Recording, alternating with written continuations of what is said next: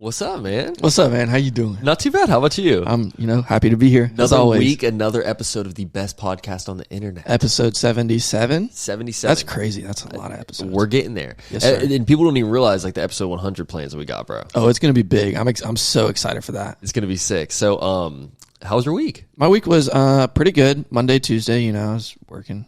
Thursday, Friday, Saturday. I'm just kidding. No, I worked all week. It was kind of a busy week. I put in a lot of hours. It was crazy. But you did something real special last night. One of your wins of the I think it's a new tradition. Yeah. I was going to say, because you did the same thing last week, and it was even your win of the week last week. Yes, it was. So I went golfing after work, best win of the week. It was great. We played at King and the Bear.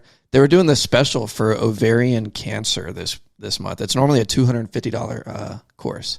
But for this month, only $25. What? Oh, my gosh. Let me tell you. Boy, we'd pay $100 because... Hold on. That is like, for the people that for the golfers that live in Jackson, they probably understand. But for the people that don't live in Jacksonville, I mean, this is like you're playing a professional like level golf course. The tour players play this course for sure. when they come through This is their practice. Yeah, exactly. 100%. It's a beautiful course. And honestly, yesterday I played the best I've ever played. I shot...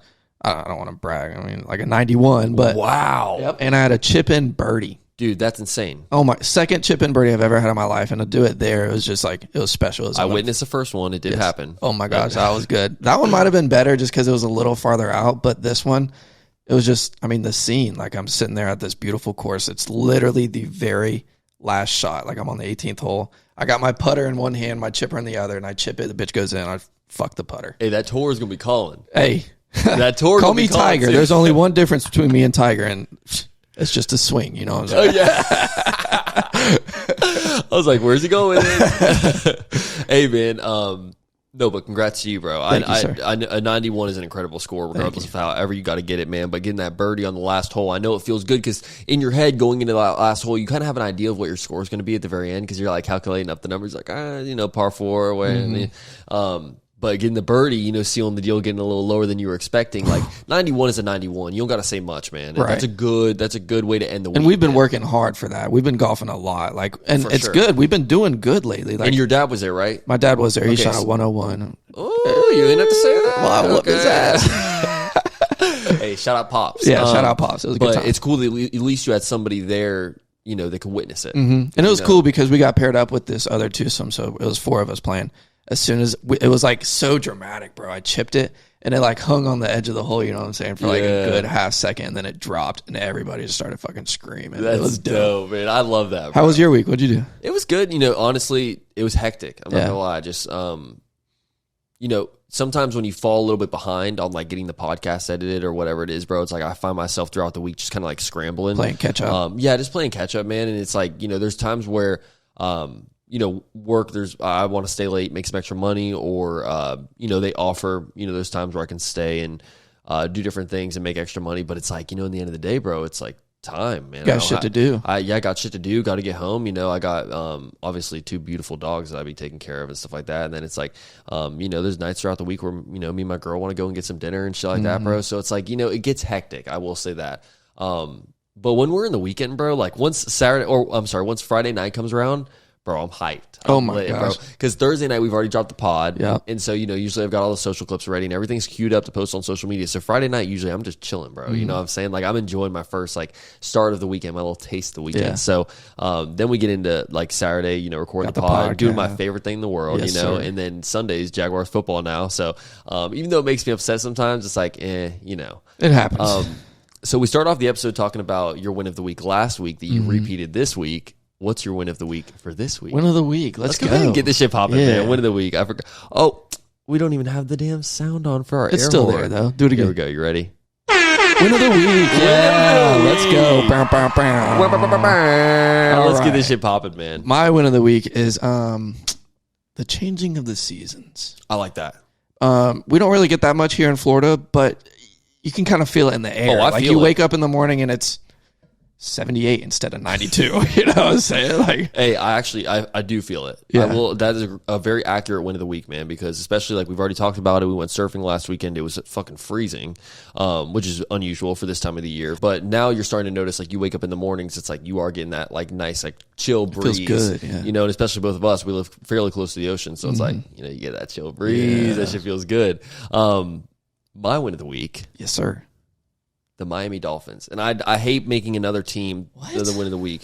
But you got to give credit where credit's due, bro. Let's be honest. 70 points in an NFL game. The record is 72. And the way that they got those points are just, it's crazy, man. For a team to put up 70 points, the amount of times you have to score in such little period of time, it's like, bro, it is absolutely incredible. I mean, I didn't watch that full game like all the way through, but afterwards, bro, you look at the fantasy players that were on each team. 50 points, it's like 60 insane. points. Bro, their backup running back had over 200 yards off of like very little carries. He had like, I want to say like 16 carries or less than that in 2 tubs. The dude put up like 50 points in fantasy, bro. That's ridiculous. It's just like, that's their backup running back. I think their starting running back had like 4+ touchdowns. It's well, like, they took out all the starters once they were 40 points up. Because I have Tyreek Hill on my fantasy, and I'm like, okay, bet he's doing good. He's got 27 points.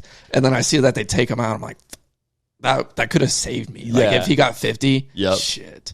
No, that was just shout out to the Miami Dolphins, bro. Because, I mean, honestly, it's great to watch things like that when the Jags are playing the way they're playing, bro. I got to give a little bit of, you know, I got to get a little bit of my what's on my chest out on this podcast, bro, because it's like, fuck, bro. Watching the Jaguars, it's miserable sometimes. It's like, this is my team for life. It doesn't matter, bro. Like, I love the Jags. Everyone knows this is the Jaguars podcast through and through, man. And my damn dog's name is Jag Nation, bro.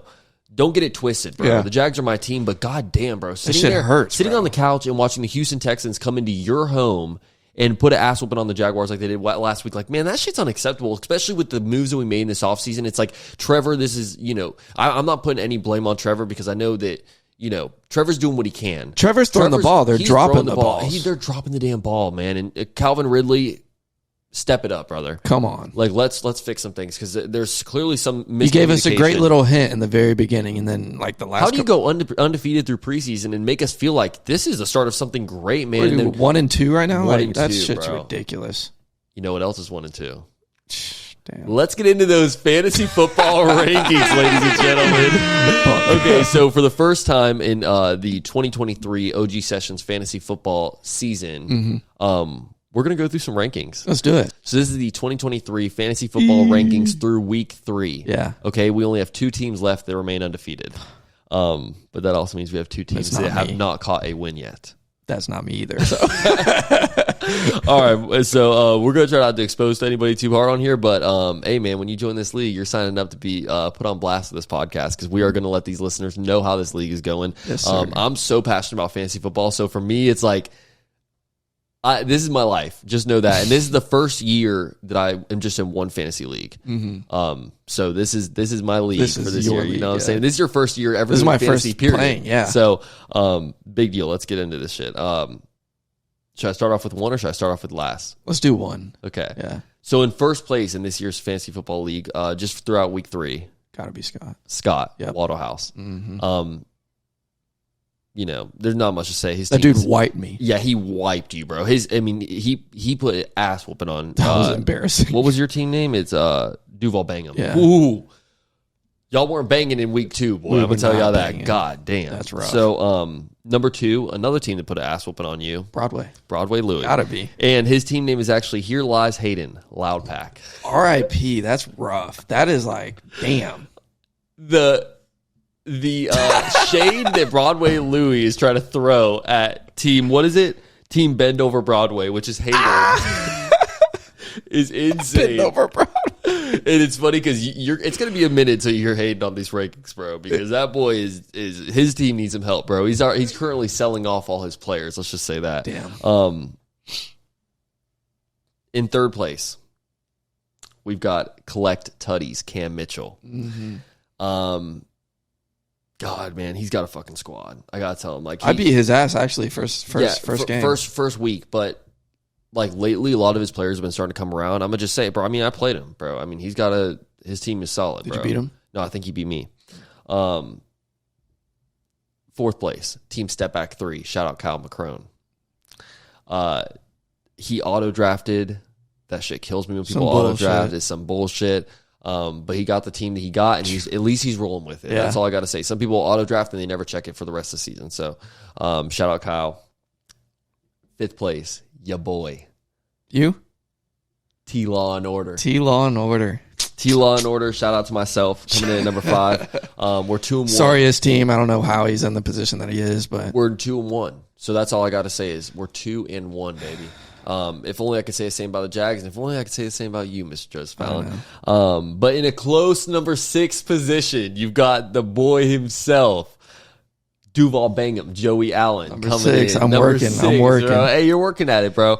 But you need to get that. You need to get that second win. I did pick up Devon Achone, I saw that. so that's good. I saw that. I like that. So if the Dolphins put up another 70-point game, I'm you're there. good. He's a good guy to have on the bench. He though. is for sure. Good backup for Yeah. whenever running backs out bye week or whatever. 7th place, a team that I thought had a lot of promise early in the season. UMB players.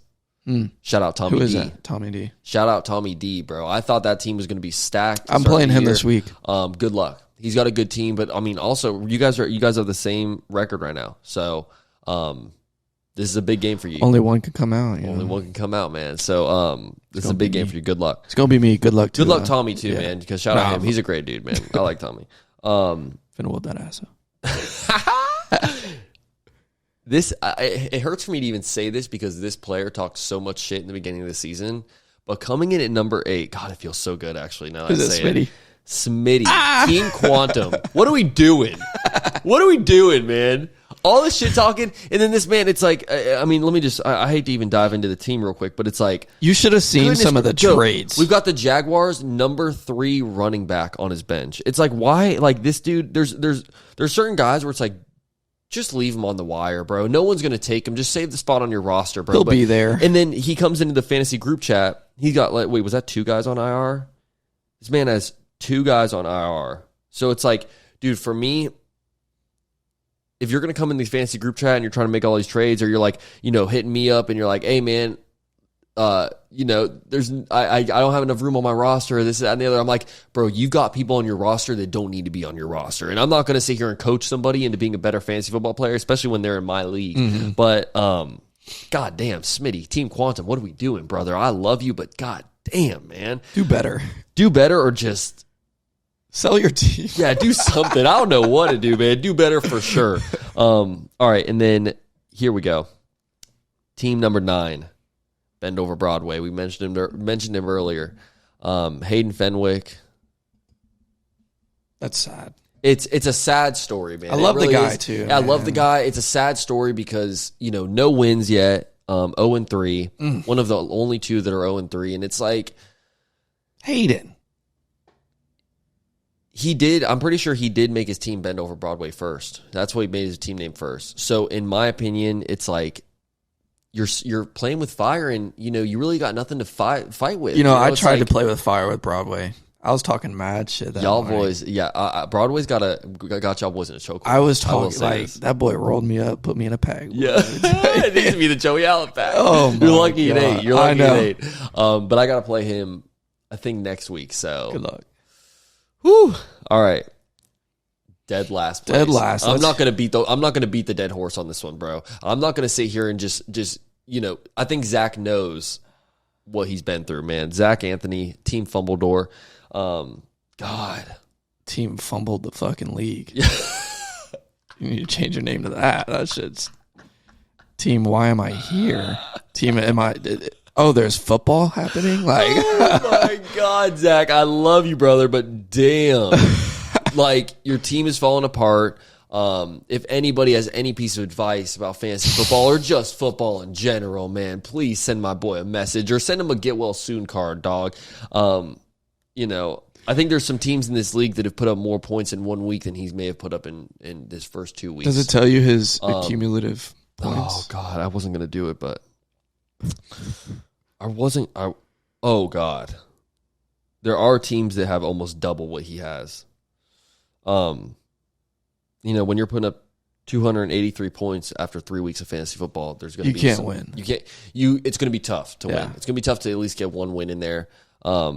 for reference, Scotty Boy's putting up almost 420 points. Where am I at? 360. So you've got almost 100 points more than him. That adds up over 3 weeks. You know, you're putting up almost 30 points more. And then I'm right above you with 365. Damn, so barely got my ass. Yeah, man, it's just you gotta do better. Gotta do a lot. Gotta do better. You man. gotta do something. Shout out to Zach. Whatever you're doing, stop and do the opposite. Because advice from Joey. But no, shout out to everybody in this league. Don't want to bash anybody here. It's fun as hell, man. And I love being in a league where it's like super competitive. You know, everyone's putting in some work, you know, some more than others, but it's like at least everybody's updating their league, everybody's updating their team, everybody's passionate about it. And loser at the end of the league will have to stand on the side of the busiest street in Jacksonville with a sign that says, honk if I suck at fantasy football, baby. Best believe I'm going to be driving around just honking for that full time you're out there. It's going to be 2 hours, I believe, is the time. So you got to be out there 2 hours, side of the street, big ass sign that says honk if I suck at fantasy football. Man, you're going to be hearing them horns, baby. And I'll tell you what, every single person that's in that fantasy league and their best friend are going to be doing loops. Bro. We'll be doing loops all day, man. And fuck carpooling. We're bringing all the cars. Every car you've got, bro. This shit's going to be dope, man. So, man, this league is so competitive. I love every single person that's in this league. It's like just a bunch of good dudes, man. And shout out to you. First ever time playing fantasy football, and you're in 6th place, man. So that's not where I'm going to end up. You can't be mad at that, though. Oh, I'm not. You know, you got to be just happy with the results. Because I see the script, you know. Enjoy the journey. Yeah. I know where I'm at. I know where I'm going to be. I know I'm not holding that sign. So while we're on the topic of football, there's one more thing I wanted to mention before we wrap up this intro. So just a cool last thing that I saw on some social media this week or whatever. So the Jaguars game by the time that this episode comes out, it would have already been played. And they may be doing it for the other game in London as well. I'm not sure. But Disney Plus is doing a promo where they play the game. Basically, everything's updated animated, live. right? It's Toy Story animated. So it's in Andy's room. And it's like Travis Etienne, Trevor Lawrence, like everyone, they look like Toy Story characters. And they're out there. The game is like it's a simulation of... Or not a sim, like what is it like when it's fully updated? Like when you watch that Toy Story game, it's the same outcome as all the same plays that are being ran in real life. How did they do that? Isn't that crazy? Yeah. And there's even camera angles where it's in Travis Etienne's head, bro. And he's like running through, but all the other players are Toy Story characters. Isn't that insane? What? Isn't that just like the coolest shit ever, bro? Like when I'm seeing that, I'm like, you can watch the entire Jags game and get like, you know exactly what's happening in real life, but you're watching it in Toy Story. And then apparently like when there's commercial breaks and huddles and stuff, it's like all the like Toy Story characters all come into the screen and like just make an appearance. And I wonder if the kids are going to watch football now because it's Toy Story. Isn't that just like a cool concept? Yeah. I think it's so genius. And I think that it's like technology, it just shows you how far technology is. And I'm sure there'll be a little bit of a delay. Like there's probably like a minute delay or something like that because you got to make it update an animated version. But it's like, or if they go to the stadium and like set up all the cameras and shit, and then like it's live, like it's a live feed, but they just orientate it to where it's animated. You know? I gotta show you like the video I saw because it's insane. Like just watching how the details. I mean, it's like it's a real football field on Andy's floor, and it's like you got all the Jags players like as toys, like little like Toy Story That's characters. So cool. Basically, dude, it's a really cool concept. Shout out to Disney Plus, I guess, or the NFL for doing that. I think it's really cool, bro. I honestly can't wait to watch my team. It's a weird collab. Never saw that one coming, but sure. Yeah, run honestly, with it. Yeah, no, I'm excited to watch this game for sure. And I'm not going to watch the whole game like on that mode, but it will be definitely pretty cool to like see, you know, highlights from it and shit. Yeah. What I'm excited to see is those heavy hitters. Like if somebody, like if a Jags player like lays out one of the Atlanta Falcons players, bro, I want to see how do that they animate like. that. Yeah, like does his like toy arm fall off or something like in the thing? So I'm excited, bro. I think they're gonna put some weird little twists and stuff in there. So even though this is coming out after this game has already been played, like, you know, obviously it'll be on YouTube or something if anyone wants to watch it or whatever. But I'm super excited for it. And it's a morning game tomorrow, so that'll 9:30 a.m. Yeah, 9:30. Also, it could be going on for the next week because the Jags play 2 weeks in London. So, you know, it could be going on for this next London game too. I'm not sure. But if so, then check them out this Sunday too because they're going to be playing the Bills, I believe, in London. So, yeah, man, I'm super hyped about it. I think it's a cool concept, and I just want to mention it on here and just tell you. I'm excited. I think it'll be cool looking. Yeah, it's cool that we're like I think this is like one of the first times they're doing it too. So I think it's cool that we're one of the first teams to kind of get this like special treatment. You know what I mean? But yeah. Go Jags, baby. All right. I talked a little bit of shit in the early parts, but it'll be all right. I had to get that off my chest, happens. bro. I had to get off my chest. I'm that passionate of a fan. I love this team. Being a Jags fan, it's hard. It is a difficult lifestyle, man. It's a love-hate relationship. For sure, man. But this is a Jaguars podcast through and through, man. We're always supporting our boys. We're always supporting the hometown. How about we jump into this episode? Let's get into it. I'm excited. I'm excited about it. So we got a very special guest coming through the podcast today. One with just an incredible story. Tons of free game in this one. So all y'all stay tuned, man. This is going to be a super dope conversation. Can't wait for y'all to hear it. Let's go.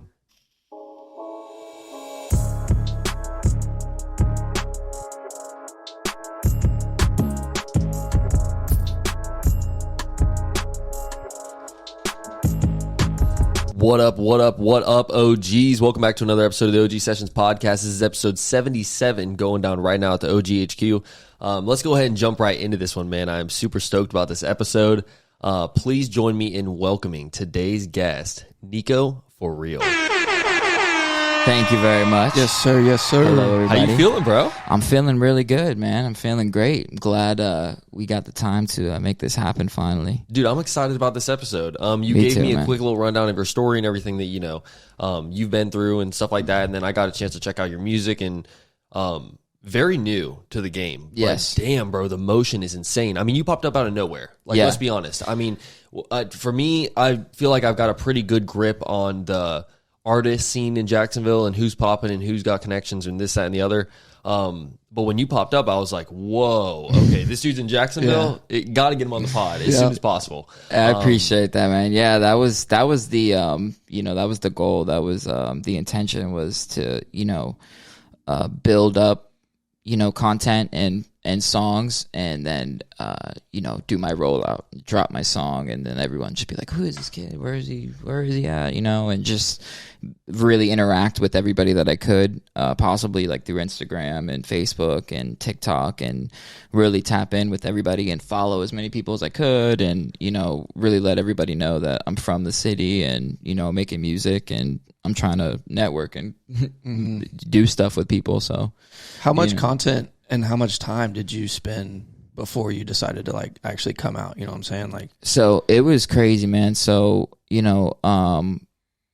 I moved up to Jacksonville for an opportunity after getting out of prison because just didn't want to be around the same, area. You know what I mean? Just because I knew that it's just so easily to jump back into hustling and getting back in the street, and because the money's just so good, and you got people that have been doing it the whole time that you were in there, you know what I mean? You're out and they're like, what's up, man? Come on, get this, man. Let's go. And it's like, damn, they're still cool. Like, you know what I mean? It's like, that sounds good, but there's no way, you know what I mean? There's no possible way that I'm so I had the opportunity to come up here and for a business opportunity, and I came up here and moved up here, and instantly, as soon as I came up here, when I was, of course, we'll talk about that, but when I was in prison, all I did was write music and, focus on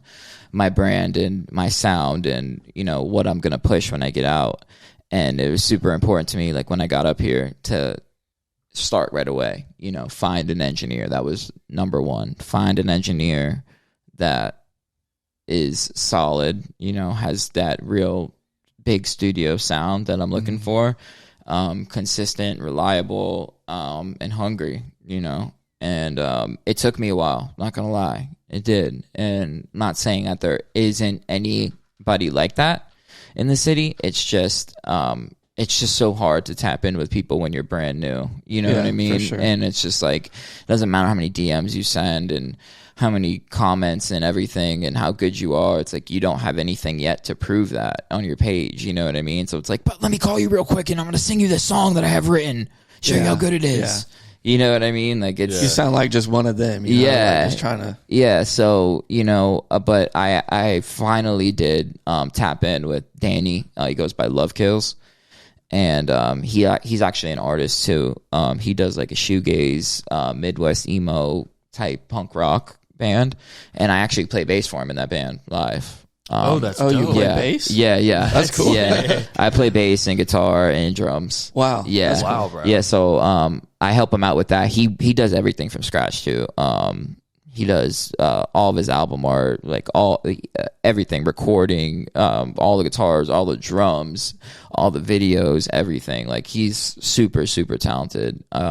He's really a very slept on artist and engineer and producer in Jacksonville, but he definitely has a very bright future for sure. I mean, if you listen to Movie Love, anybody, I have, a couple of friends that are in the industry, and they listen to Movie Love and they say there's no point for you to even go to a huge big studio and spend $15,000 on doing a single that's going to come out and maybe be just a tiny bit better than this. Mm-hmm. You know what I mean? Right. Because there's not really too much more that you can do, because Movie Love was a song that I wrote when I was locked up, and it was just finding the right producer and the right way to write the beat around it. Because it's like, when you write a song, it's like you write the beat in your head, and then it's just like you got the tempo, and Do you think it sounds like what you had? Oh, absolutely. Really? Yeah, of course. Yeah, it's like.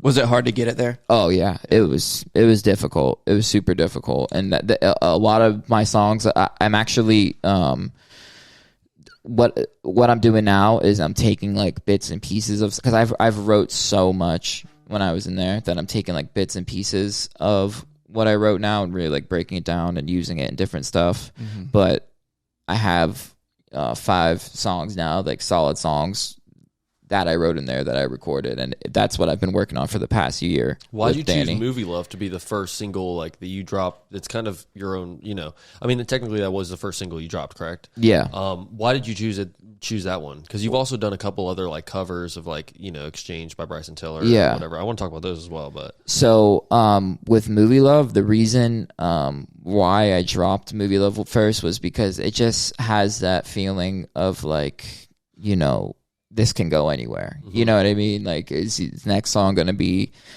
a Bryson Tiller cover, or is it going to be something hard? You know what I mean? Is it going to be something acoustic, or does it put you in a box right away? Yeah, exactly. It kind of leaves like an open book. Like you can really do whatever you want with this canvas now. Yeah, I agree with that. I think it's difficult to put that song in a specific genre. Mm-hmm. I do love the way your voice sounds in it. I'll give you that, man. Like the whoever engineered that song, was it Love Kills? That's Danny. Love Kills. That shit was fire. Yeah, man, because that's another thing that I worked on so much when I was locked up was my tone and the sound of my voice. Yeah. Because that is really a huge percentage of the performance, and the way it sounds is the tone, and that's what really catches the people's ear, you know what I mean, and really makes you stand out, and you're unique. If you listen to any artist that's really popping or doing big, it's like that's them. Yeah, you know what I mean. And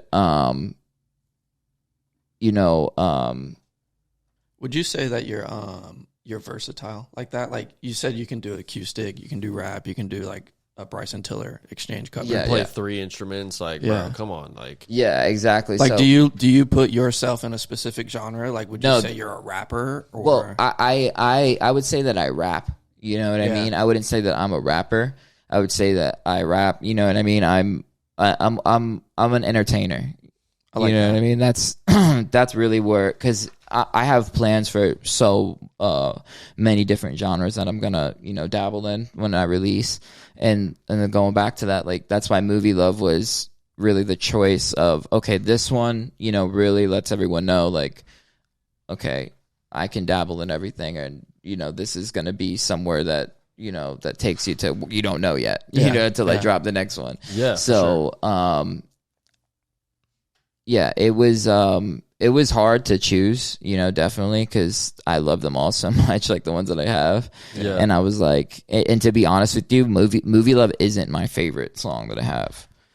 And that's another huge reason why I didn't drop it first, is because you see a lot of artists and you see a lot of people that, they go to the studio or they have a song written and they work on it for a little bit and they have it recorded and it's done and they're just so excited about it that they just release it, or, they just go a premature route with it, instead of,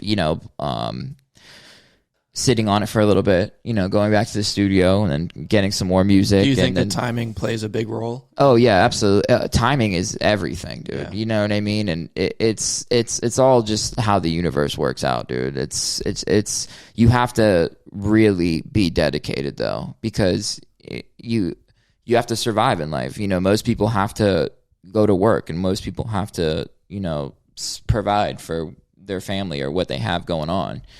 And it's really hard to maintain what you have to do while you're doing that, because it's like, okay, you go home from work all day and then it's like you want to take a shower and you want to just like chill and chill with the wife or whatever, or the husband, whatever the case may be, and you really have to decide, or am I going to do that, or am I going to go sit at the laptop and do this? You know what I mean? And then a lot of people choose to go to the couch. The easy route. Yeah. And then another thing is it's a huge thing on your partner too, because it's like you have to have a support system when you're doing it. You have to have people that really believe in you, not like really like you. You have to have people that really believe in you, that really see the vision, that know like, okay, these dollars that we're spending, like these last dollars that are making us eat ramen noodles tonight, like to spend on this is going to be worth it in 2, 3, 4 years, whenever the case may be. And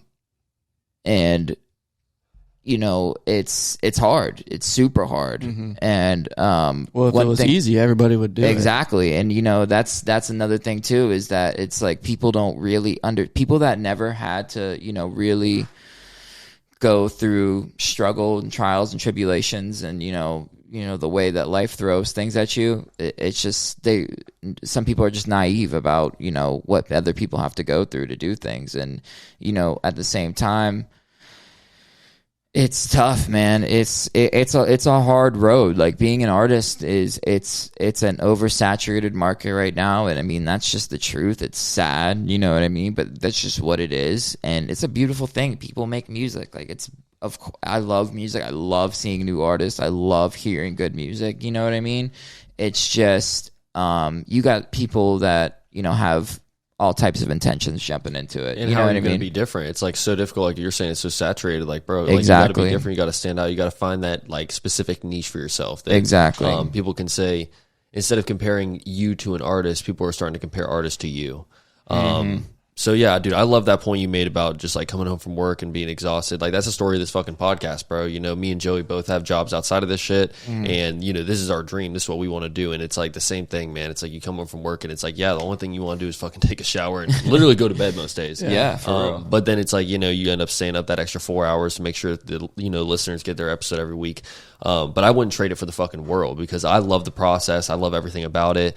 You have to have that fiery passion for exactly. it, man. That's the difference, I think. That's what it is. I love when Nick calls me at 11 p.m. talking about, hey, do you think I should put this here? Yeah, exactly. I'm that type of guy too, bro. You know what I mean? And it's crazy because like I do that with everybody that I have on my team. Like I'll be like, hey, like I'll hit my designer up and be like, yo, like this is what I thought for this, and like I'll send them like fonts and like reference images and stuff like that, and then like I'll hit my producer up or my engineer and be like, yo, I want to do this, or I want to do this, or whatever the case may be, and yeah, man, but I keep floating off into space right now. No, dude, you're good, man. I want to kind of tangle back, bro, because your story is so fucking cool, bro. We touched on it a little bit, and just everything, just from the start of you growing up in Broward County. Am I correct? That's where you came from, right? Yeah, that's where I was born, Hollywood, Florida. Yeah, that's such a crazy like environment just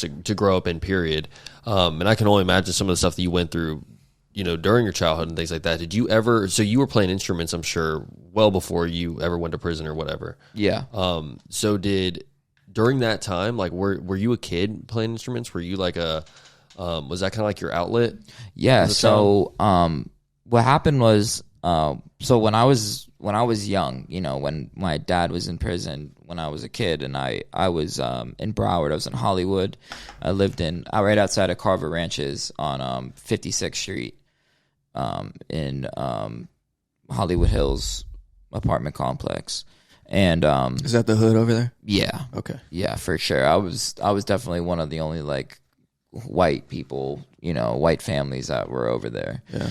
You know, but I got embraced right away. I mean, like literally, I remember it like it was yesterday. We literally moved over there because that's where my nana is an Italian immigrant, and she moved directly over to Florida, and you know, wasn't really too aware of like, you know, the area. And then you have to understand that back then, like in the 80s and 70s, like it wasn't as bad as it is now. You know what I mean? And she bought that apartment, and it was in the family for a long time. You know what I mean? So we happened to be there. You know, and you know, everyone in the neighborhood knew her. You know, she was like the Italian nana that would like make meatballs for everybody and like fresh baked bread and all types of stuff. And but besides that, like when we first moved in there, it was summertime, and we moved in. We went to the pool, and I remember we were in the pool, and I sang Alicia Keys, If Some People Want It All. Oh yeah. Yeah. And I started singing in the pool, and all like the little girls started coming over, and then like all the moms are like, who's that? You know, and they're all over there. And then ever since then, like I was real cool with everybody there. Were you hitting them notes? Yeah. Alicia Keys. Oh yeah. That's tough, brother. Yeah. Alicia Keys, man. Oh yeah, I could sing. Like I have all different types of voices. Like you know, this is not like my highest register I can sing. Like Niko4Reel, like the music that I'm putting out, I can sing in a high register. Especially when I was young, like I was like hitting those notes. Yeah, bro. I was that's up there. Were you hitting them Whitney Houston notes though? Yes, dude. I was there, bro. I was hitting those Whitney Houstons, bro. That's dope. Yeah, man, for sure. I don't know if I can hit him now. How Probably did you in get a the falsetto. name Niko4Reel? So, when I was locked up, you know, you do get like nicknames, you know what I mean? Like it's just something that just happens, you know what I mean? And when I was in there, you know, I always used to say for real all the time. Like I'd be like, yo, for real, man, for real. And you know, everyone would just make fun of me, be like, for real. And you know, I ended up being like one of the realest people that a lot of people have met, and just like, you know, really exceeded a lot of people's expectations when it comes to things that matter in prison and jail. You know what I mean? Because there is like a narrative on it for like white boys in prison, you know, and you know, I definitely beat the shit out of that. You know, what's that the narrative? The narrative is basically, you know, you're a white boy, you're either breaking it off, or you got to be in a gangbang. You got to be gangbanging, or you're you got some type of motion going on. You know what I mean? But it's harder for white boys, man. In prison. Oh yeah, big time, dude. Because it's not our territory in there. You're the at all. minority. Exactly. In You took the sense, words right out of my mouth, dude. Yeah. You So- know, I don't want to go to prison. So Yeah, dude. Yeah, we're the minority in there, so it's a lot harder for you to like prove yourself and show that you're a real one. make friends, You know what I maybe mean? also just kind of like the just you know, it's kind of like there is a opinion formed about you before you've even really spoken anything. Oh yeah, you know? absolutely.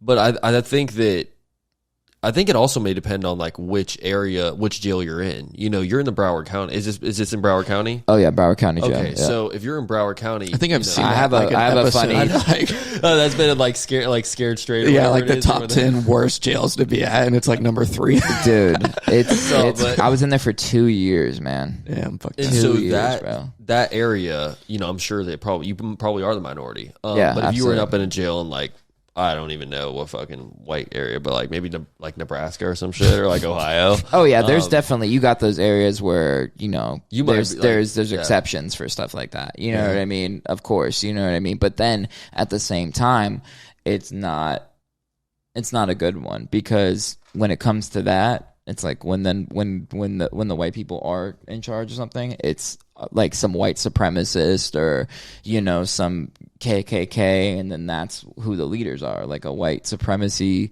you know, It's always some fucked up shit. of that for prison. Like they're the main gang that's really calling the shots in that prison, and then so.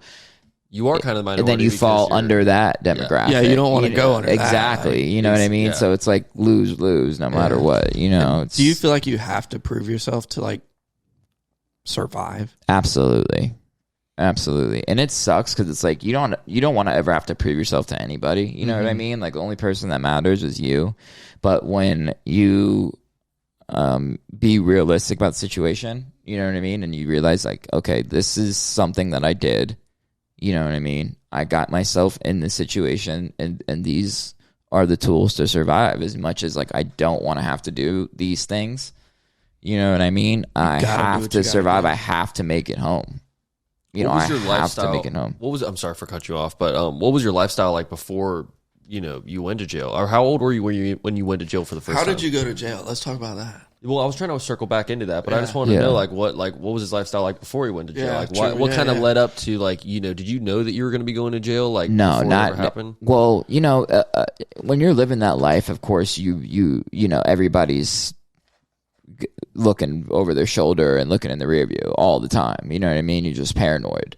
Because, what do you mean by that life? I'm just curious. You don't have to be specific. Yeah, like, just you know, just in the streets kind of thing? In the street, man, just hustling and, you know, doing, you know, it's just, you're always looking over your shoulder, like, no matter what, you know what I mean? So, how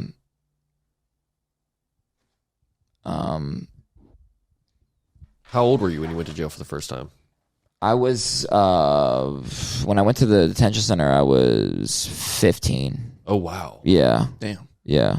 And how old are you right now? I'm 30 right now. I just turned 30. So, Happy birthday. Thank you. Well, no. It's my birthday's coming up, actually. What day? So is mine. In December. Oh, okay. Yeah, Mine's before yours. So happy birthday to you then. Thank you. But,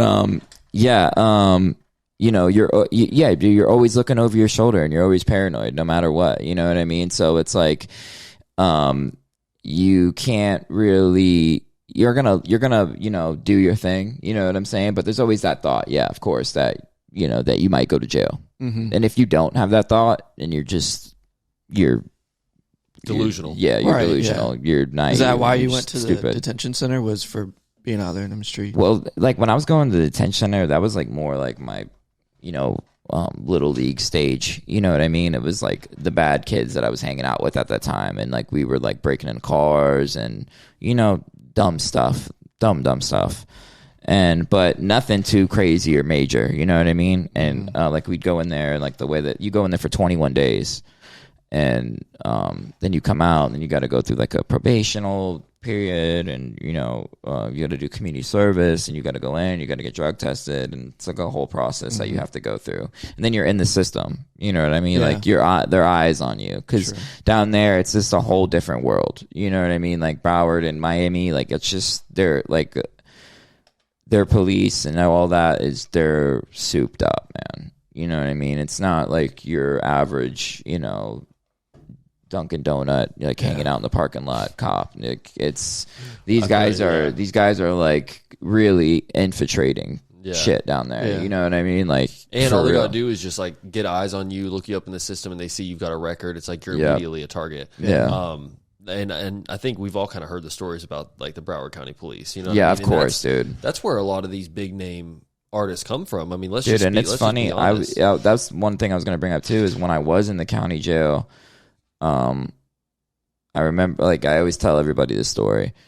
I was in B2 in the John Conti facility, and it was just regular daytime. It was like after lunch, so it was like around like 1:30, 2 o'clock, and me and like a buddy of mine, we were sitting like by the chairs. And this dude walks in, and he's got, you know, his little dreads, and half of them are blonde on one side and half of them are black. And we're like, who is this little Uzi Vert looking dude, you know? And it happened to be XXXTentacion. Yeah. Damn. Oh, crazy. My God, yeah. bro. So we were in the dorm with him for like almost 2-3 weeks. Did you speak with him? Yeah, of course. Yeah, because I'm a dude. Like I had been in that specific cell already for like a year. You know what I mean? Everybody knew. Like I was like the Justin Bieber of the cell, dude. Like I would do like concerts like before Chow, and we do like talent shows and all types of stuff. I'd always be in the cell, like beating on the bunk and like singing like the hook with someone rapping. Yeah, you know what I mean? Sick, so like everybody like knew like, oh, you gotta like tap in with them. You know what I mean? What was he like? I mean, he was cool. Like he, you know, you could tell like you said, dude. Like I don't care what anybody says, bro.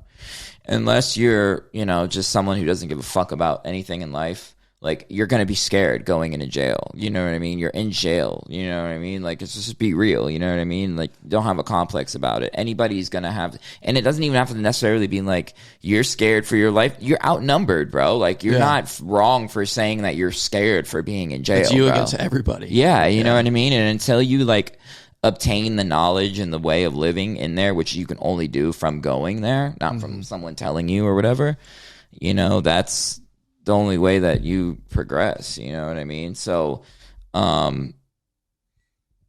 know, while I was in there, while I was in the cell with X, it's crazy because, you know, we were showing each other songs and stuff like that, and he would tell me, like, I had already been, like I said, already been locked up for like a little bit, so I wasn't in the county jail. It's different from prison. Like prison, you have more of a way to tap in with the world, tune in. Like county jail, like you're pretty like locked out, unless you're like on the phone or you're just like on the TV. And then like Duval County doesn't even have TVs in their county jail. Wow. Yeah, there's no TVs in the county jail. Have you been like, to Duval County Jail? I haven't, but I've been locked up, and I'm friends with so many people from Jacksonville just from being in prison. Yeah. You know what I mean? I've gotten so close. Like one of my best friends in life is from Jacksonville. He does my tattoos and stuff, and it's funny because he used to tattoo me in there, and now he tattoos me outside. That's nice. Cool. Yeah, that's a good connection. Yeah. So I think it's interesting because you would. I think the perception would be that if you're in prison, it's kind of like you know, it's harder to get into prison than it is to get in county jail. Am I correct? What the like you'd have to do a worse crime to go to prison as opposed to going to like a county jail. Well, no, you have to go through the county jail no matter what. Oh, got you. Okay. Yeah. So I just felt like the perception would be that you would have less access to the world if you're in prison. Yeah, no, it's the complete opposite. So like the county jail is like everyone has to go to the county jail no matter what you do. Like if you're in, you know, Alabama and you know, catch a murder case there and you come to Florida and then you get pulled over here, you know what I mean? You go to the county jail here and then they extradite you back to Alabama, and then you go to the county jail there, and then that's when you're going to trial and you're going to court, you're in the county jail and you're awaiting your sentencing. And then when you get sentenced, it's like 2-3 weeks from then they ship you on a bus, and then you go to every region has a reception center. There's I think 4, I believe, in Florida now, and so like depending on where you're from, where your county's at, you'll go to this distinct reception center, and then that's your like first initial like real prison that you're in. Gotcha. And that's when you get booked in, you get your number, you get your head shaved, you get, you know, all your blues and everything else, you know what I mean, all your paperwork, your medical. It's like a huge exhausting process. It's so crazy. And it's a funny story too, because so while I was in the county jail, I was also bunkies with Cool. I don't know if you guys know who Cool is, but that's Kodak's like one of his best friends. Really? Yeah, it's like one of his right hand mans. Like if you listen to any Kodak song, like not any Kodak song, but majority of them, like he shouts him out. And he was my so bunkie funny. For a little bit. And when I tell you this man earned his name, like the coolest guy in the world, really? Bro. Yeah, man. One of the nicest people I've ever met still to this day in my life. Shout out Cool. Yeah. And do you keep in contact with him at all or no? So, you know, while we were in there, you know, he got, dude, from Kodak, you know, shouting him out and always, you know, pushing him, you know. Dude, I can't even tell you how much mail this guy used to get, dude. Seriously, really? Bro. Stacks cool. And stacks and stacks, bro. Like pictures and pictures and pictures and pictures and pictures. Shout out Kodak for is that like yeah Kodak. I mean, oh my god, bro. Like I was there in the beginning. This was in 2015, and we actually ended up going to court at the same time, same exact time. Took our time on the same exact day, and came back, to the county jails sick. Like, oh my God, because I took, the 10 and he had took 15 plea deals. And like the way the plea deal works is like, the prosecutor works with you and your lawyer on a plea so you don't go to trial and get, the maximum sentence. So we were sick, and then we were in there, and we were in different dorms at this point. But we actually ended up leaving on the same day too. So we go on the bus on the same day to go to prison.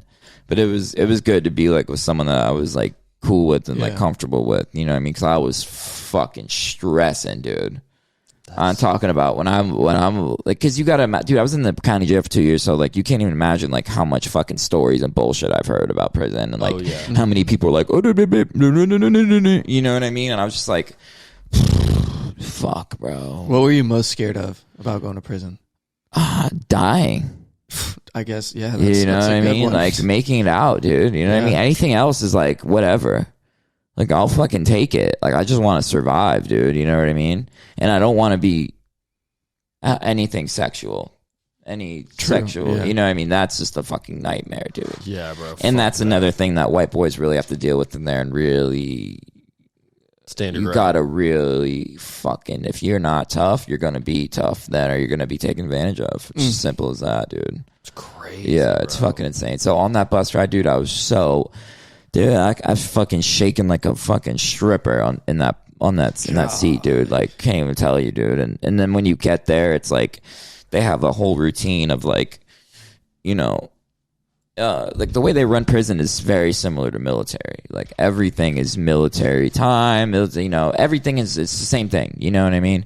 And so they come on the bus like, everybody head straight. You're got to get off the bus in a single file line, and then they make you stand. They say, dick to butts.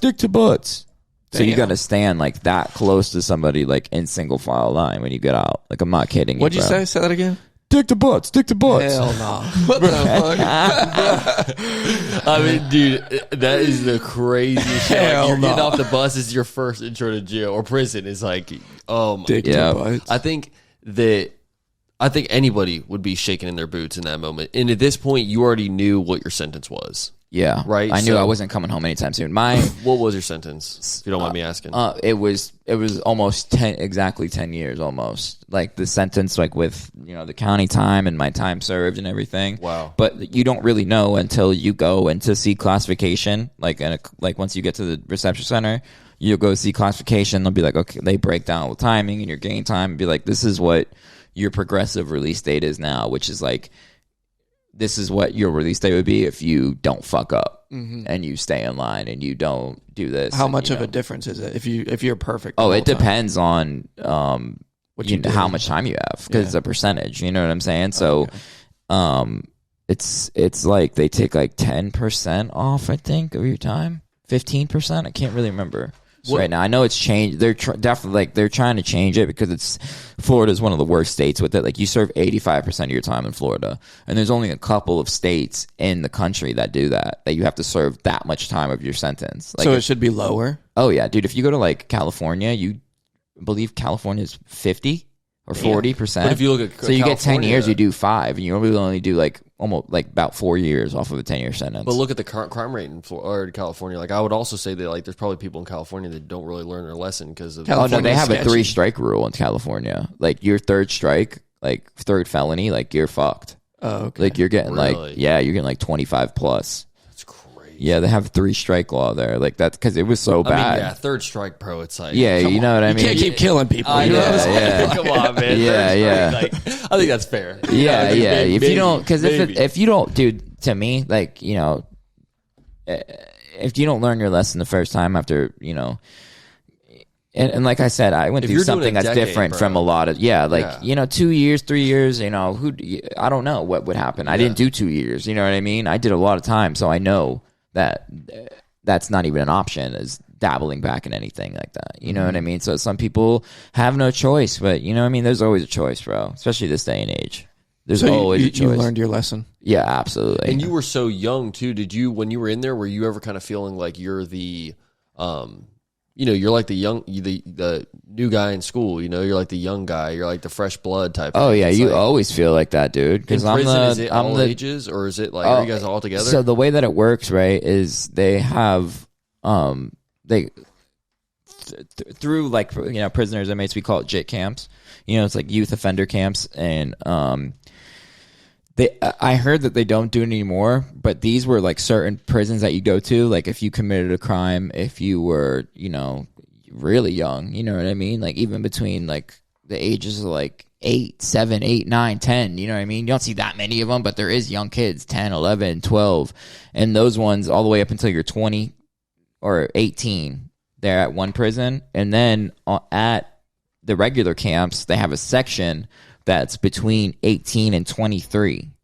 So that's like the JIT side of like the you know what I mean? But sometimes you fall through that. They fall through the cracks and you just end up going to the regular side. You know what I mean? It's just, dude, it's Wild West. Man. Yeah. But that's where you want to be. Really? Yeah. For sure. I feel like the younger people, they have more of like something to prove. Yeah. Like they want to be absolutely. more and they're so wild, dude. Like the older people, like they already have a life or they've done a lot of time and they're like, this is their life, dude. They're just chilling. They don't want no fucking It's their smoke. home. They don't want to. Yeah. They don't want all this bullshit, all this, you know what I mean? So that's definitely the route that you would want to go. You know what I mean? Did you have a lot of connections with people in the outside world whenever you're in there? Like, was there people that you wanted to talk to? Dude, I'll tell you something, dude, right? So when we got off that bus that day, I have my mom and dad still, you know what I mean?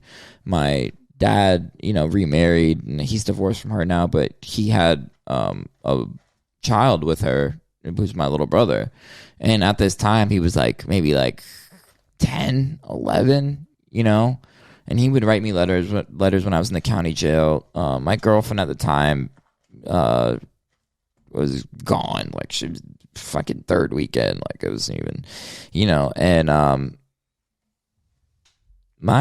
I come from Italian family, you know what I mean? Can't delve into it too much, but like going to prison, like they'd be like, it's like going to college, you know what I'm saying? So it's like, I got the tough love from it from like my family side because they're going through their own struggles too. Like they're not fucking good, So it was bad, dude. Like I didn't have fucking nobody, bro. When I tell you no, but dude, I had like one of my good friends' moms. Her name is Yvette Ruiz. Shout out Yvette.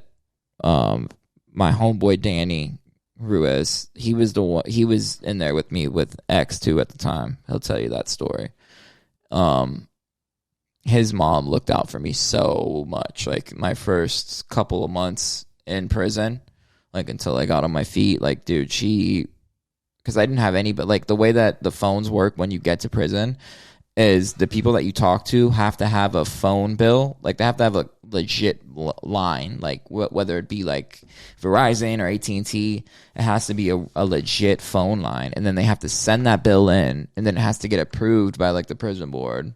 And then you can add that person to your list to be able to call. Mm-hmm. And like I didn't have anyone that would even fucking think about doing that, dude. Like nobody. Wow, that's tough. So yeah, dude. And I burned a lot of bridges when I was out there, dude. I was a dumb kid, you know what I mean? I never really personally fucking, ever try to intentionally hurt anybody, but I did stupid shit that did, ended up, hurting people. So it sucked though because I have a huge heart, dude. I'm such a good person, dude. And I love everybody, you know what I mean? And I really hate, the only thing I do hate is hate. So it's like crazy, but so I went in and I didn't have anybody at the time. And I wish I had my wife now, dude. We talk about that all the time. Like me and my fiance, she's the best thing that's ever happened to me. But dude, if I had her when I was then, like, dude, I don't even know. Like, but at the same time, made the process harder or easier? Way easier. But at the same time, like I say, like everything happens for a reason, and like that, if that time was easy for me, like I wouldn't be the person that I am right now. Exactly. You know what I mean? If I didn't go through the things that I went through. Yeah. What do you think was your biggest lesson or your biggest takeaway from being in jail? Was to fucking just stay in your lane, dude, and find a legal way to take care of your family, because there's so many like routes that you can take to invest in. And like, dude, you know, it doesn't really, the biggest takeaway is humbling yourself, dude, and like coming out of there and not having a complex, and being the person that can, you know, go and be a fry cook and go and be a dishwasher and go and work at McDonald's if you have to. You have to do what you have to do, bro. You have people that have a complex, like, I'll never be a server, or I'll never work at Starbucks, or I'll never work at McDonald's while they're sitting there doing nothing. Yeah, or they're just comfortable in their life that they have. They work at fucking Chase Bank, and they drive they just bought a brand new Camry, and you know they live in an apartment. They pay $1,500 a month, and they're just comfortable there. You know what I mean? They don't want more in life because they're scared of losing what they have. You know what I mean? And it's crazy. The people that don't want more, you know what I mean? They're just cool with this. You know what I mean? Like, do you remember where you were when you heard that XXX died? Yeah, dude, I was actually in Miami I was in the reentry center, and actually I wasn't. You know where I was? I was in Putnam County, Palaca, which is not too far from here. I was in the Putnam County. I was in the Putnam at Putnam CI. One of the dopest prisons I went through, like when I was in prison. Like, just it was dope, dude. It was Why? Dude, I never thought I could I'd hear that sit here sentence. and tell you like the craziest stories, dude. Like, but dude, have you guys seen the movie White Boy Rick? Hell no. I don't watch movies. Okay, so like White Boy Rick is like this huge drug dealer. Like, he was like a drug dealer. He was a kid in Detroit, like in the 80s, and like it was a huge story. It blew up, and it was a movie. They made it a movie, and Matthew McConaughey's in it, a bunch of different actors, and the guy who it's based on was at this prison with me. He was in the same dorm as me. No way. Yeah, and it was like this so dude would be funny. on JPay visitor calls with Matthew McConaughey.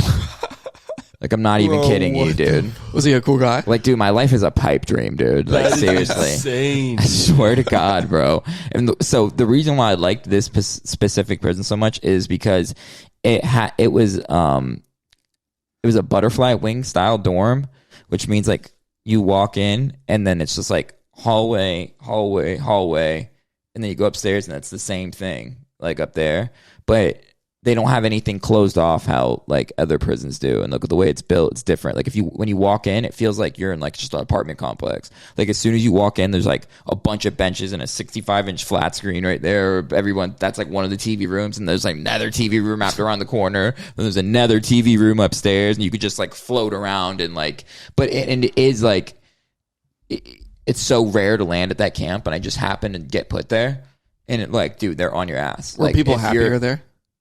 Oh yeah, dude. Like, it only fits 140 inmates. Wow. Yeah, so it's like, dude, if you fuck, like, they don't play. Like, there's no fucking around here. Like, you're gone, dude. Dude, I made a 3-way phone call. Bro. I made a 3-way phone call, and I was on a fucking bus like 4 days later, bro, sending me to the worst prison. Oh, that was what you did wrong. Yes. Oh, I thought you were saying they let you make it because it was such a dope jail. No. You were on a 3-way. That's what got you in trouble. So what? Yeah, what does you're that not mean? allowed to What does make that mean 3-way exactly? calls. Like- Because you remember how I was telling you that you have to turn in the phone bill and Yeah, everything? yeah, gotcha. They're super crazy about, because like victim-wise and like crime-wise, about like who you're talking to and what you're talking about. Yeah. So like they're super against 3-way phone calling. Like, How did they find out?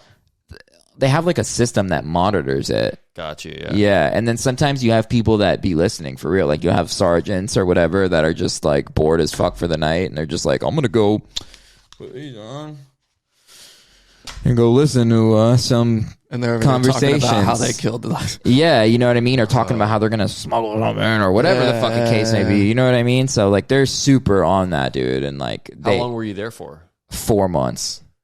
Dude. That's a nice little bit of time. I mean, it's not a shit ton of time, but Dude. I bet it felt like a week when you're there. Dude, you want to know what's crazy is Mac Miller died at around the same time too. R.I.P. Do you remember? He No died around the same way. time as Yeah. X. Yeah. That And it was close. in the I was there. I remember that, like, X died, and then I can't remember who passed away first. I think it was X. I think it was X too. And then Mac Miller shortly after, and it was just like, what the fuck? fuck. Like, I was like tripping, dude. Like, it was just so weird, man. It's two legends. And it was so, like, you got to think of it from my perspective, dude. Like, I where was were in you? jail with dude, and like, I hadn't come out, and this dude became like a global phenomenon, dude. Yeah.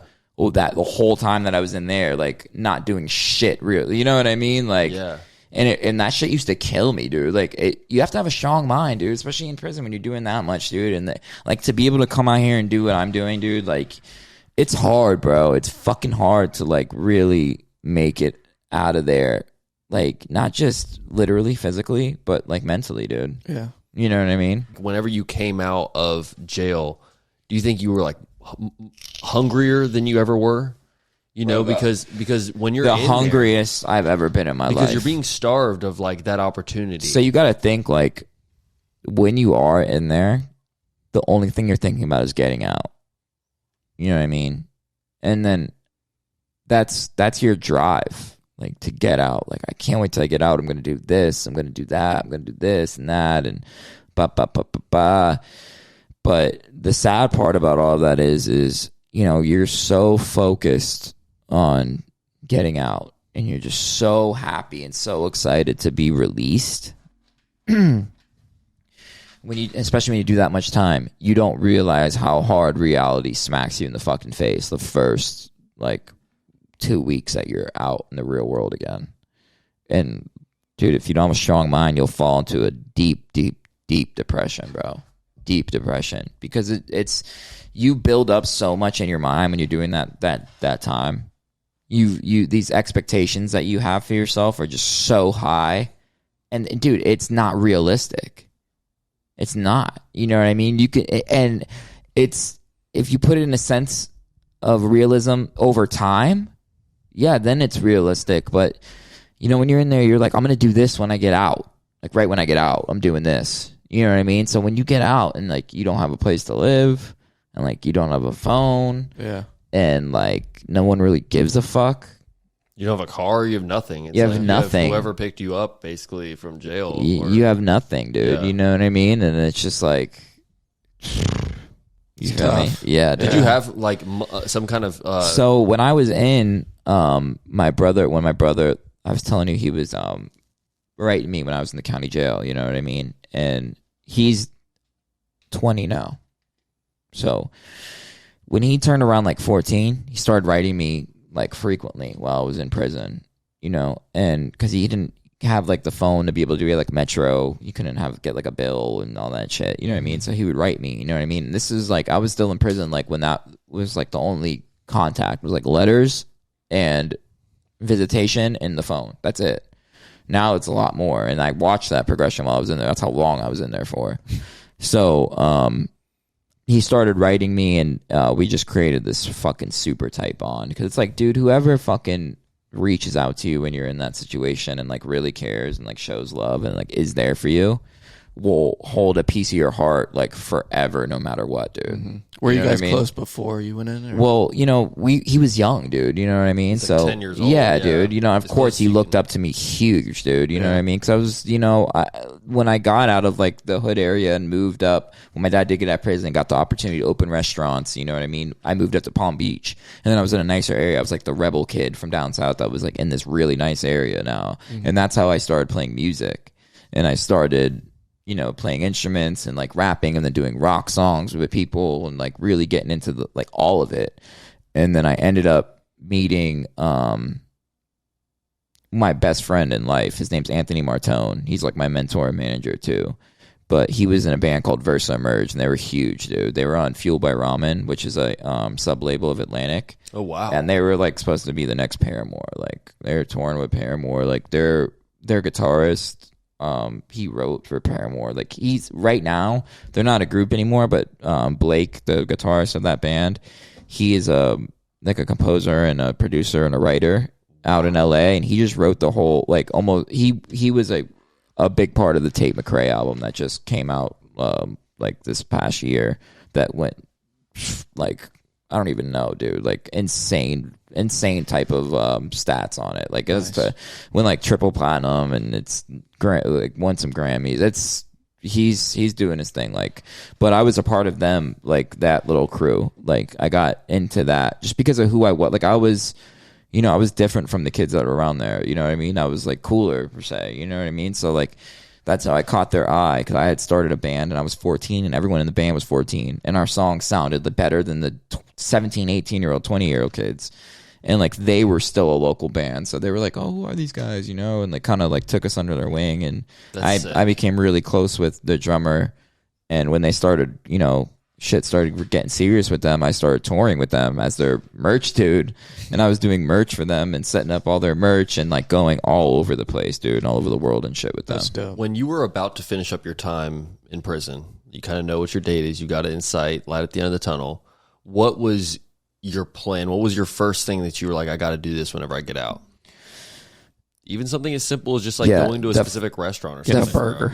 No, yeah, it wasn't even that, dude. It was, of course, it was the food, but it's like when you know, when you get to certain camps and stuff, like you can touch some good food, and you know, depending on who you are and what you do, you know what I mean? So, you know, I ate that motherfucker, like some good meals. Yeah, bro. Fuck yeah. So it wasn't too much of food. It was fucking literally going to the studio, bro. Because it was, dude, like when I tell you every day, all day, like that's all I did in there was music, bro. Music. Even when I'm doing other shit, still music is involved in it somehow. That's so sick, bro. You know what I mean? And I just wrote. And dude, I used to sit in like the little plastic mirrors they have and just like practice my facial expressions and my pronunciation on certain words when I'm rapping and singing, and trying not to make it corny sounding, and you know, reading dictionaries and just having like a different vocabulary from different people, you know what I mean? And just, you know, practicing and really perfecting my craft, dude. Like I worked on it all the time, dude. Did you ever get beating on a hate? bunk? Oh yeah, of course, dude. Like, were you like, name a time where you're like sitting there just trying to vibe, you know, like singing, and then was there anybody like, shut the fuck up, you know? Oh like, yeah, dude, that used to happen a lot, dude. Really? But I'm a type person that, you know, I don't. You just keep going. No, I don't play that, dude. What are you saying to somebody that says, stop your shit, stop singing? I'll tell them to fucking make me stop. That's really the first thing I do, bro. And the one thing about it is like, it doesn't matter in prison, because it's like, all it matters is heart. It doesn't matter about fighting, or it doesn't matter. Like it does not matter about none of that, dude. It's about how big your heart is and how strong your heart is. So if someone were to say that to me and I would have just sit there and not say shit and then shut the fuck up, everybody would be like, oh, he's a bitch. He's easy to take advantage of. Yeah. So someone could be plotting on me now. You know what I'm saying? So by me being like, fucking make me shut up. And even if he is bigger, I'll take the beating, because I'm not going to fucking take all the other shit that's going to come behind it if I don't say that. It's politics, dude. Dude, beat the fuck up, dude. No way. Knock the fuck out, dude. I've been in so many fights, dude. Dude, because I was in the 18 to 23 side, like when I first got in there. So, dude, it's gangbang. It's a jungle, dude. You know what I mean? So it's like, dude, I used to have to sleep with my boots on every night. So when I was in there for 2 years in the JIT side, I slept with my boots on every single night, bro. Why? Because you get woke up in the middle of the night. What's up, bro? What you trying to do? You trying to come home to whatever gang it would be? And if you say no, you got to line it up and fight everyone that in the dorm that's in that gang. And that happened to you? It could be 3 people, or it could be fucking 9. It could be 15 every night. Almost every single night. That happened to you? Yes. Bro, that's Fuck fucking crazy. Yeah, bro. And I think a lot of people don't realize a lot of these things that go on in jail. It's not just, you know, the fact that you're locked up in this area where you can only go a certain, you know, to certain spots throughout the day, and you can only eat these certain meals and things like that. I don't think it's so much deeper. It's so much deeper, dude. It's politics. It's all politics. Yeah. It's all something that you have to learn and master, dude. It's a fucking game. It's like the world's fucking craziest board game, dude. That's a game I don't want to learn. No, well, yeah, dude. Shout out to you, bro. Honestly, I mean, I think you just from knowing you, you know, a little bit before we started the episode and the talks we've had, it's like, I mean, you seem like an incredible individual, and you obviously got spit out with, you know, a super solid head on your shoulders, man. And nothing but respect from you from this side, man. Because I mean, obviously, it takes a man to come out of those situations and take like lessons from it. I think a lot of guys do come out of those situations, and more so, not necessarily like they don't learn, but they just don't see like the bigger picture at hand. They just more so like think of themselves as a victim of the system. And exactly. But yeah, shout out to you, bro. I want to talk about the a couple other moves outside of music that you got going on, on the side. But before we get into that, let's go ahead and jump into Joey's top 3. How about okay. Joey's top 3? Let's get this shit popping, boys. This is episode 77. For real. We should make that the new song. That's perfect. Then YouTube copyright's going to be coming after our ass, boy. No, we can do a cover of it. I'll just do it. Yes, perfect. Joey's top 3, yes, episode sir. 77. Let's run it. All right, so I actually did have one planned before this, but it changed after I found out that you play multiple instruments. Okay. So I want to hear your top 3 favorite songs to play on either drums, guitar. What was the third one you said? Bass. So your top 3 songs that you like playing specifically on those. Damn, that's a hard one. That's a good one though. Yeah. Like guitar, there's got to be a good one that you love playing on guitar. Yeah. I think it's funny. My favorite song to play on guitar is Santeria by Sublime. I love that. Yeah. That's a good one. It's just like anytime you play it just like garners everybody's attention. You know what I mean? I just love singing that style. Like I love singing that song. It's like one of my favorite songs when I was a kid. I used to listen to it on repeat. And it was the first song that I actually did learn on guitar. Nice. Yeah. So that's a good song too. Yeah, that's definitely my favorite for guitar. Drums, I would have to say anything by Day to Remember. They go hard too. Anything. So Versa Merge was like really good friends with them, and I was really tight with a bunch of dudes and Day to Remember, and I actually had like an R&B thing like before I was going in that was like looking like really prominent. This was like in the YouTube era, dude, like before anything. Really? Yeah, and I was gonna sign and do a bunch of stuff, and just the street shit just fucking ate it all up, dude. Yeah, man. Don't go to the streets, man. Don't, bro. Stay out of them, please. All right, so bass. Or you could pick another guitar, because I feel like bass... Is bass fun to play? Do you like playing bass? I love playing bass, dude. Really? That's my favorite instrument. Like drums and bass are my favorite instruments to play, dude. Because bass, like you could just really like. It's so mellow. Yeah, dude. Yeah. It's like, and you can groove. Bass is the best part of a song. To me, it carries a song. Yeah. If you don't have bass, people think bass isn't shit, but dude, if you don't have the bass, like the song ain't shit. Like dude. you can't specifically hear it in the song, but if it's not there, Yeah, it yeah. sounds like shit. Exactly, Like, dude. And it's if you play Pumped Up Kicks, just all you need is just the bass, bro. You start hearing that song Pumped Up Kicks. Yeah. It's like it's one of those things where I don't even really personally like that song that much. Like I would never play just that song like in my car or anything, but That's when like I a hear that's that like bass, a worldwide bro, phenomenon song. yes, though. bro. That song It's is just like huge, you just dude. get It's on a it's just different a level. mood, bro. Yeah. It's like that. Those dudes are eating off that song for fucking rest of their lives, Oh, dude. yeah, 100%, for sure. 100%, Seriously, bro. All right, favorite bass song. Let me hear it. I'd have to say, it's actually one that I learned recently. That's actually like my favorite song ever to play on bass, and it's "Smoking Out the Window" by That's a good song. Bruno Mars and Anderson .Paak. What's crazy is when I hear that song, I don't even think about the bass. Like Really? Yeah. That's like the main part of the song, bro. I guess if I listened to it and thought about it, true. Yeah, Yeah, dude. Yeah. The bass and the bass drums makes ride more it. of a sound than you're thinking. Like it's not just like I know the it makes a vibrations. sound, Yeah. but like it's just like it's like a background to me. Are you thinking of like the bass in a car? Because No, it's no, like no. that's I'm kind talking of about Yeah, like because the bass, fucking- dude, the bass, because like he's saying, like, dude, like the lower chords, that shit carries like the melody, Yeah, dude. yeah. Like, For sure. dude, you could fuck a drummer up like completely Yeah. off the song if you fuck up like while you're playing. Yeah. Like live, if you like fuck up, the drummer could fuck up because the drummer really follows you. Like when you're playing bass, yeah. Who I gets love followed the To most? keep like the drummer? tempo. You said the drummer fucks it up, or the No, the drummer follows like the bass, like basically, okay. like they follow. Like if you fuck up on bass, like you'll fuck up the drummer because the drummer is usually like I feel like the Keep drummer it- would the like, dr- kind of lead it. You know, the drummer is Yeah. using the bass as like the tempo through the song for like timing and everything. Yeah. You know what I'm those saying? key points that he's got. Yeah. He's trying to match up his drumming with that. Yeah. And then when That's you're on interesting. stage, you can't hear like guitar and like all that shit like that. You know what I mean? You Yeah. can, but you can't like distinctively be like, all right, this is where this goes. You know what I mean? And a lot of drummers have like in-ears with metronomes and, Yeah. you know, like tracks playing or just the metronome playing. And, you know, that's the right way to do it. That's how you're supposed to do it. You play live, like everybody's supposed to have in-ears. Singer, like if you sing live, like and you're taking it serious, you have to invest in yourself. So you have to invest in in-ear monitors. Like, it's a big deal, dude.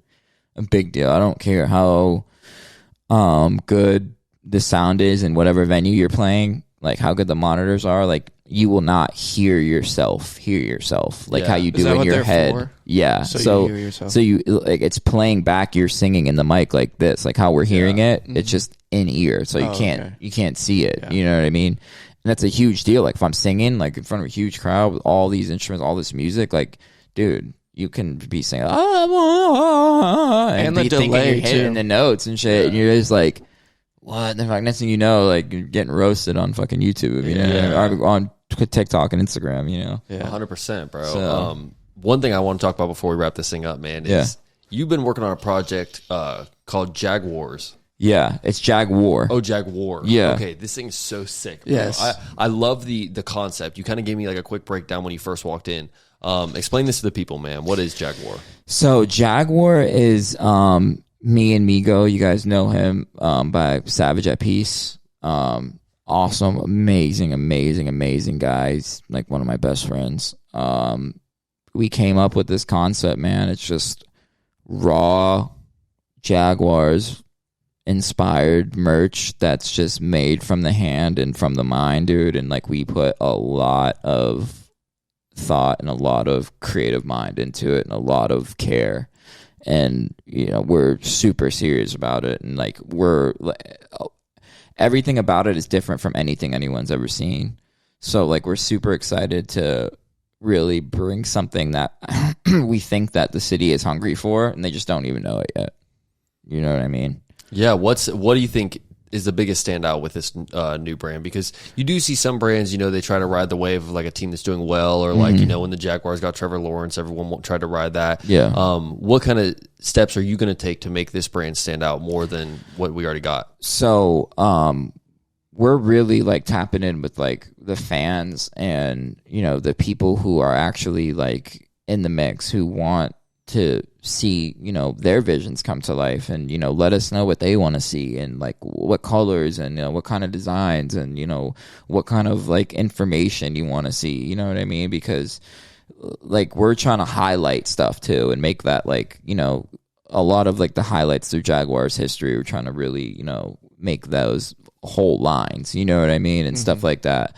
So on top of that, it's all top quality that you can possibly imagine that you could get, dude. Yeah. You know what I mean? I'm talking about like the nice tight collar that never gets loose, the heavy feel, the way it fits, where you're like, yo, I love how I look in this shirt. Yeah. Like that's how our brand is, dude. Like you put anything on from us, you're like, yo, like I just put this on. You know what I mean? And it's something for the people, like we were talking about earlier, you know, a lot of people love to get dressed up and step out and get fresh in Jacksonville, dude. That's like one of the only things that we have here. You know what I mean? And unfortunately, there's only a couple, you know, places that you can, you know, get fly in some Jacksonville's gear. You know what I mean? And only a couple of ways to do it. You know what I mean?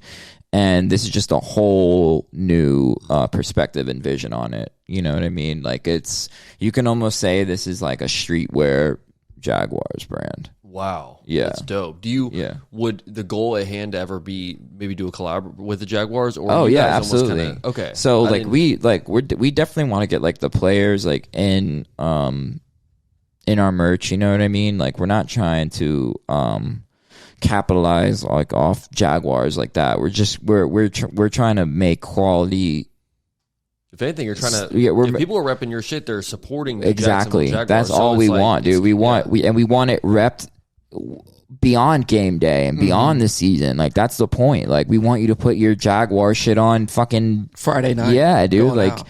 Exactly, bro. You know what I mean? And that's like the main thing, dude. And is there ever a bit of a fear? I'm sorry to cut you off, but is there ever a bit of a fear with putting? I'm gonna try to word copyright. This no, not necessarily that. But yes, I do want to ask that as well. But is there ever a fear that, you know, basing your brand around something that's in somebody else's hands, they kind of do have, whatever happens with the Jags kind of is a reflection of what happens to your brand. Like, or I should say your brand is a reflection of what happens to the Jags. Like, let's say, God forbid, people have talked about the Jags going to a different city. I don't think that would ever happen. Or London. Or just something as small as like the Jags having a shitty season, bro. Like, look at the Bears, dog. I'm going to tell you right now, I could have been a Bears fan my entire fucking life. Or Broncos a little bit, but Bears, if I could, dude, the Bears fans out there, I can't even hate on a Bears fan right now because I know they're going through it. Like, it's so bad. Imagine being a brand that makes like only Bears gear. It's like, dude, there's no way you're having a sale this year. Yeah, well, and then it all falls down to your city, dude. You know what I mean? And it's like dude, I know a bunch of big teams that are like big franchise teams that don't have nowhere near the type of support fan system that Jacksonville has for the Jaguars. For sure. And I think that also falls down onto, another thing with Jacksonville is like, that's one of the only things that we have here is Jaguars, dude. And like, we root for them, dude. And you don't see too many people that are like, they're like, I'm not a fan anymore just because like we lost or anything. And we're it's like used to that shit. Yeah, dude. It's like the underdog story, dude. It's like the history, you know what I mean, with Jacksonville. And it's like,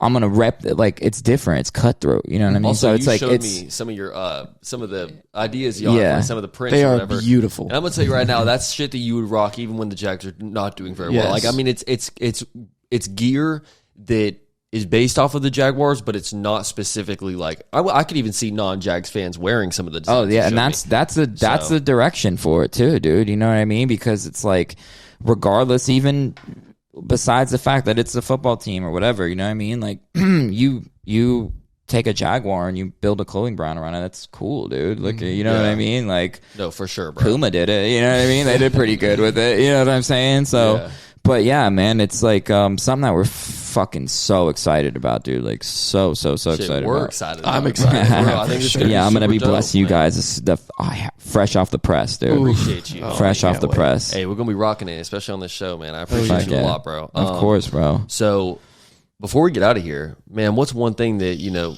what's one takeaway that you want the OG Sessions listeners to know about Niko4Reel, man? And then we'll plug them into everywhere they can go listen. I would say, man, to just don't underestimate anything that I do, and to please don't get sick of me because I'm just coming hard, bro. Do it every day. You know what I mean? And I want to make, but I want to make music that people actually like, man. I want to make music that people can listen to at all times in the day. Like, I don't want them to be like, oh, I don't want to listen to this today or this right now. Like, put Niko4Reel on. Like, that's chill for every day, anytime. You know what I mean? Yeah. So, yeah, I just want people to know, like, man, I'm not the type of person that like feels like I'm too good for anybody or anything like that. Like, I'm trying to tap in with everybody who is willing to work, that wants to do something, bro. That's serious about it. And and I don't want anyone to take it the wrong way. Like, if I do decide to not work with you, it's because I just feel that you're not taking it as serious as me.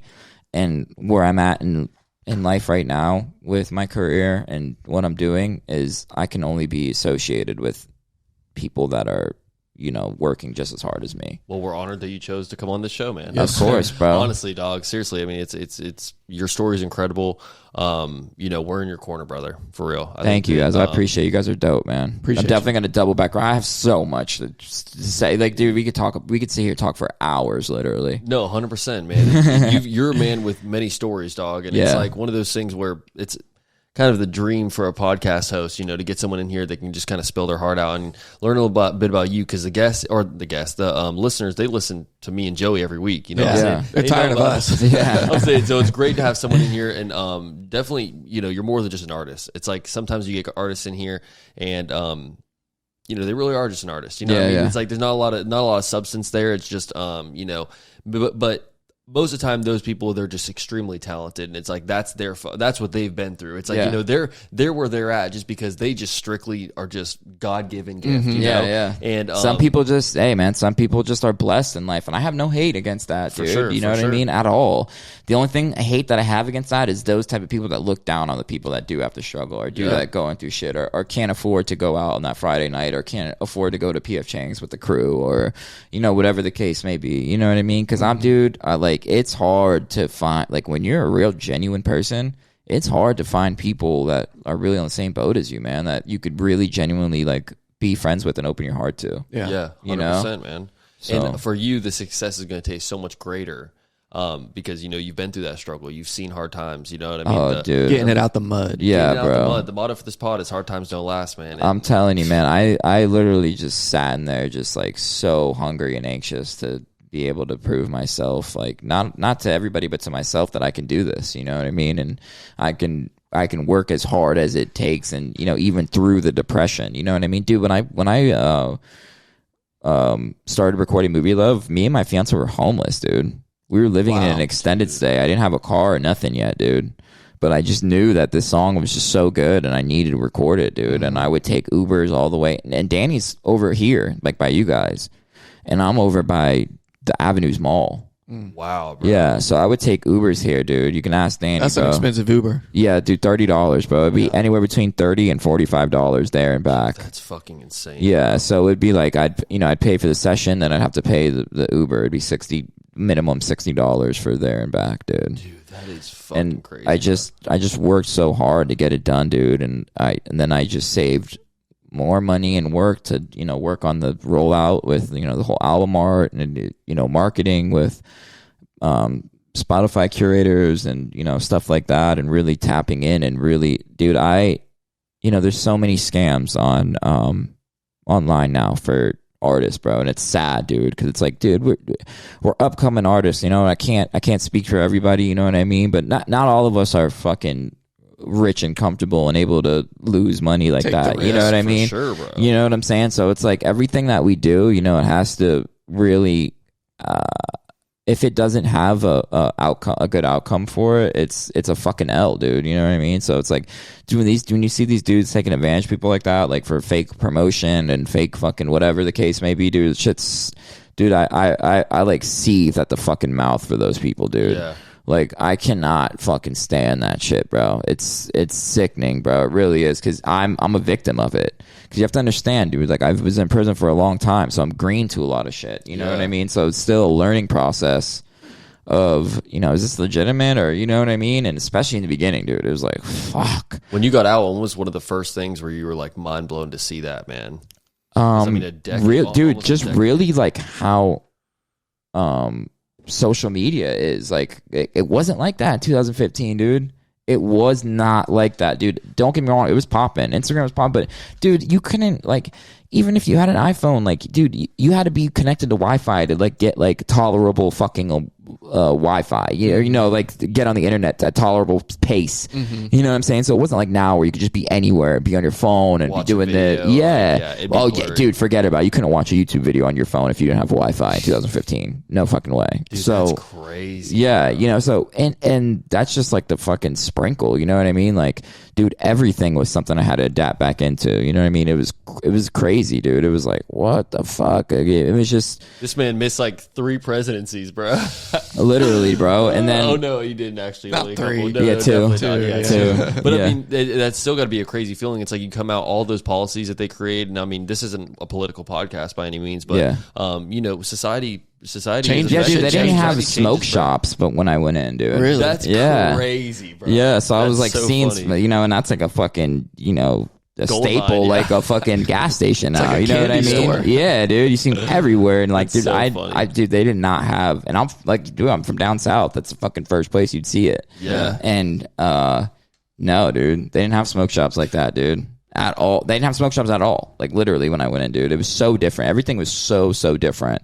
I went in at a fucking crazy time, dude, because the world really changed in that time between 2015 and 20. It was a huge fucking change with shit, dude. Like, a lot of shit changed. Dude, well, shout out to you, man. I mean, I can only imagine what it feels like to have like those years of your life taken away from you. Yeah. And just Sucks. But I can tell that you're in a mindset now where it's like, let's fucking bounce back, baby. Yeah. You know what I mean? It's like, get knocked down, it's like stand right back up and get ready for the next one, man. Yeah, it's hell like yeah, dude. You're in a position right now where the motion is incredible right out of the jump, man. And that's one thing that not a lot of people have is usually it takes some time to build up that, consistency, and they've got to learn all these, failures and things like before they actually get that motion. I think you're in a position right now where you have been through so much trials and tribulation that you're kind of built for anything, bro. And it's like, this music shit is just going to be fun and games for you, man. It's like you're just going to be a kid in this candy store with this shit. Dude, it's definitely something that, like, I know that, people are going to appreciate, like, how good I really am at what I do, because... And how genuine you are outside of it, bro. You got to think about that, too. Yeah, it's like man. you are incredibly talented, let's be honest. Like, and your voice and your sound is great, but it's like then people see you get on a show like this, and where it's fully unscripted conversation with you, and they can really find out who you are, and it's like, dude, just a straight up, like, level-headed, just genuine dude, bro. Damn, I appreciate that, bro. Yeah, the man. feeling's mutual, trust me, bro. Appreciate you. I fuck with you guys heavy, man. And dude, it's crazy because, like I said, this was huge for me because it's so important for me to get my story out there and let people know who I really am and, what I am and where I come from. And, that's why, it took a little bit, you know what I mean? But, I finally found you guys and we set it up, and just everything happened so organically and perfectly. And I'm so happy about it, bro, because I really want people to know my story, man, and, like, really know what's going on with me, and, really tap in with me, bro. Cause I'm really here for the people, dude. Like, I'm really here to, like, really, like, tell a story and really, tell my story and, be there for as many people as I can and give back, dude. And there's so many things that I want to tap in on with, with prison reform and, prison corruption and, mental health and so many things that I want to, somehow get my hands in that I can help. You know what I mean? So that's, like, another big thing for me too. So I love that, bro. Yeah. Nice. Shout out also Keegan Jervis. He was the one that hit me Keegan's up. so dope, bro. He hit me up. He just, slid my, I think he actually texted me. He's like, you got to check out this guy, Niko4Reel. Just had a real dope conversation with him. And there's very few people where I get those texts all the time, trust me. Yeah. And there's very few people who will actually take their word on it and be like, okay, this is dope. Let's actually run with it. Yeah. So shout out Keegan, man. He's one of those dudes. Keegan is awesome. Both those boys over at Collect. All three of those boys over at Collect now. Yeah. Shout out to all of them, bro. For sure, yeah. Shout out Collect. Shout out Savage, man. Migo, Savage for sure, Peace. bro. Oh, For sure. dude. Where all can those guys. these people stream your music, man? So, you can check me out literally anywhere, dude. I'm everywhere. Just type in Niko4Reel. Just type in Niko, Niko, the number 4, REEL. And I'm everywhere, bro. Like, literally on every platform. I just, like I said, in August, I released Movie Love. And Friday, I just released my cover of Exchange by Bryson Tiller.